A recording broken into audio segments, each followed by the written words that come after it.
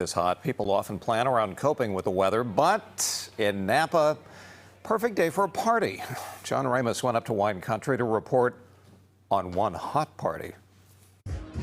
If we're doing a story about people coping with the hot weather, what better place to come to than Napa, where people tend to appreciate a sunny day.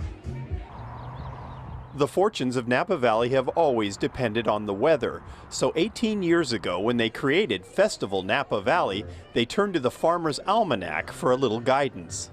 We were looking at setting the dates exactly for now, and one of the reasons is that there's not been rain in Napa Valley in July since I think it was 1820 or something like that. So we know we're not going to be rained out. Yes, we're going to have hot days, but we can make sure that our guests are comfortable, and it'll be a great experience. Taste of Napa is a food and wine tasting event that draws people from all over the country and the world. But despite all the excessive heat warnings, the temp in Napa was only flirting with triple digits, not nearly enough to dampen Diana McCormick's birthday celebration. They definitely do exaggerate it because right now I don't feel too hot. We're just having fun. It's perfect weather for Napa, and I wouldn't have expected any less than this. Still, it was pretty toasty, and the white wines and rosés, which are usually served chilled, were a big hit. But Napa is famous for its Cabernets, and servers were scrambling to keep them from getting too warm. So what we're trying to do today is serve the wines at cellar temperature in 100-degree weather. So we're juggling, we're pulling reds in and out of ice just to keep them cool. At Domaine Chandon, they make sparkling wines in the champagne tradition, a challenge in the hot summers Napa has experienced in the last few years. Tess Woodbury says it's actually a relief to have the first really hot day come in July. I grew up in this area, and when I was growing up, we didn't have the 100-degree days in May.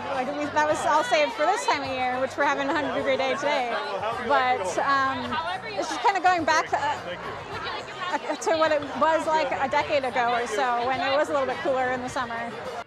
But Jody Williams, visiting California with a group of friends from Texas, thinks it's a bit silly to hear anyone here complain about how hot it is. Really, we kind of laugh at everyone that's like, oh, it's so hot, and we're like, well, this is our low. This is our nighttime weather that we go to sleep to.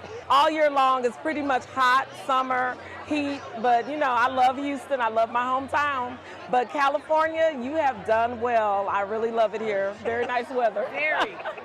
So one person's heat wave may be nice weather to someone else. Weather, like wine, seems to be a matter of taste. And if you ask the winemakers, any weather that makes the grapes grow can't be all bad.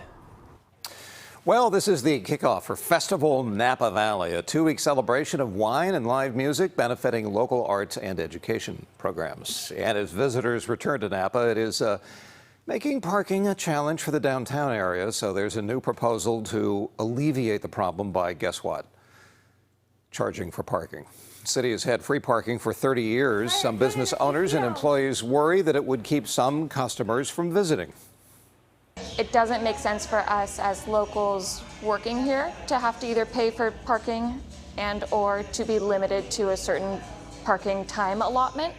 The city's parking manager says the proposal has gotten a cold reception from locals, but says that something's got to be done to free up spots and improve parking infrastructure in